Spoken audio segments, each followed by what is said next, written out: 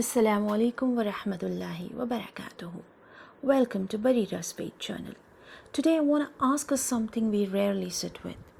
When was the last time we asked not how much we are earning, but how clean it is? Most of us are in some form of riba right now, a home loan, a personal loan, a credit card balance, an investment we have never quite looked into too closely. Because we tell ourselves this is just how the world works, everyone has a mortgage. It is normal. And that word normal is doing a lot of heavy lifting. We have been so slowly surrounded by riba that most of us no longer even recognize when we are standing inside it. And Allah did not just say, be careful with riba. Allah declared war on it. In Surah Al-Baqarah, verse number 275, Allah subhanahu wa ta'ala says, He has permitted trade and forbidden riba. Permitted trade, forbidden riba. Not discouraged, forbidden. And then a few ayah later, Allah destroys riba and gives increase to charity. Surah Al-Baqarah, verse number 276. Allah destroys riba. We think we are building when we take a riba-based loan, but what we are actually doing according to Allah is building on ground that He said He will destroy. Sallallahu Alaihi Wasallam did not soften this either. He cursed the one who consumes riba, the one who pays it, the one who writes it down, and the two witnesses to it. He said they are all equal in sin. Not just the bank, the borrower, the accountant, the witness who signed the paper, all of them equal. So what do? We stop pretending we do not know, because the moment we know, we become responsible. So what does this look like practically? First, we make the intention to learn.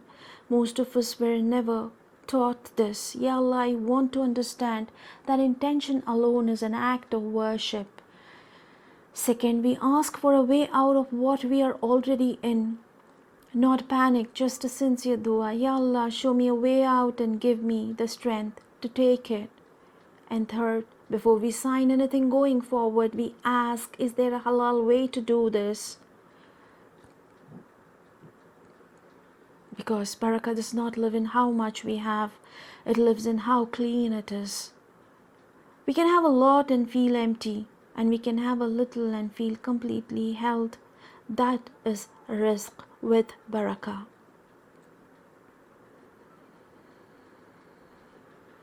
We have spent years chasing numbers, bigger salary, better returns, more. But we forgot to ask, is this blessed? Because Allah subhanahu wa ta'ala did not promise us more. He promised us enough. And when that enough comes through halal, it is enough in a way that nothing else ever is. That is a rizq. That is what we are supposed to be building our lives on. There is a name from our history that most of us were never properly taught. Not because he was unimportant, but because those who wrote the history books had every reason to make sure we forgot him. His name was Siraj Ud-Daulah, the last independent Nawab of Bengal. Bengal in the mid-1700s was one of the wealthiest regions on earth. Its rivers carried ships loaded with silk and muslin. Its capital, Murshidabad, was a symbol of Indo-Islamic prosperity, confident and entirely its own.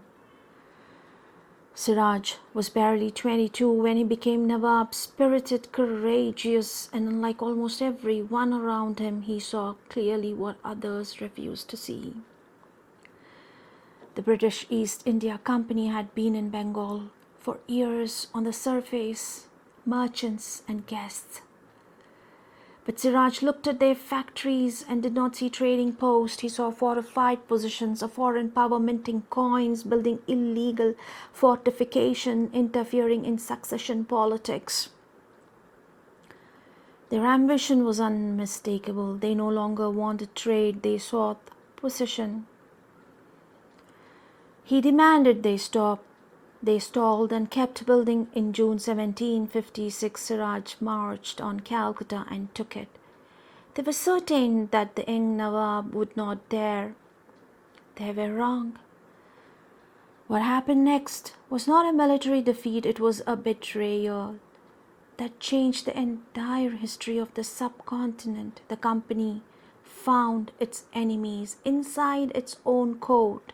Mir Jafar, commander of his army, the Jugutse, Bengal's most powerful banker, they promised Mir Jafar the throne.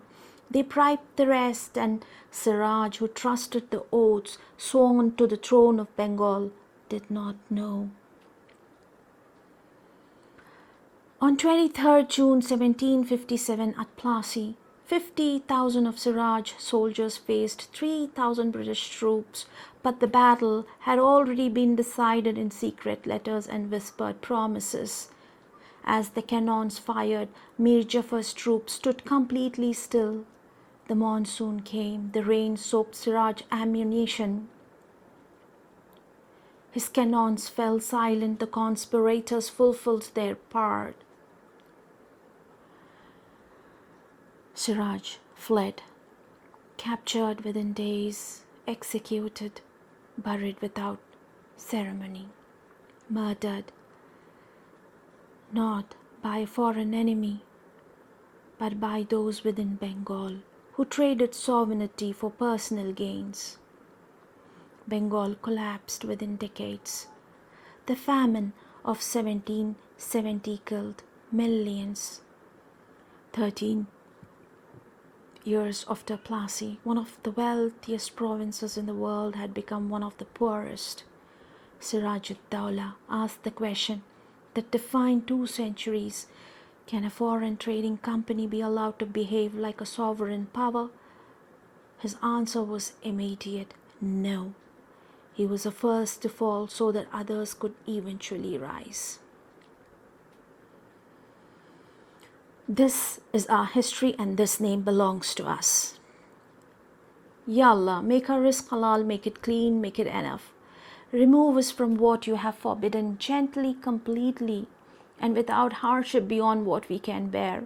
Give us the clarity to see riba for what it is and the courage to choose differently even when it costs us something. And Ya Allah, bless the rizq you have already given us with barakah. Let it stretch, let it satisfy, let it be enough in a way that only you can make something enough. Ameen Ya Rabbul Alameen. Follow for more forgotten Islamic stories. All informations are derived from Darussalam publication, including Tafsir Ibn Qadir. The Muslim Freedom Fighter segment is derived from The Muslim Freedom Fighter of India by Salim Khan, published by Qalam or Kagas. Until next time, Assalamu alaikum wa rahmatullahi wa barakatuh.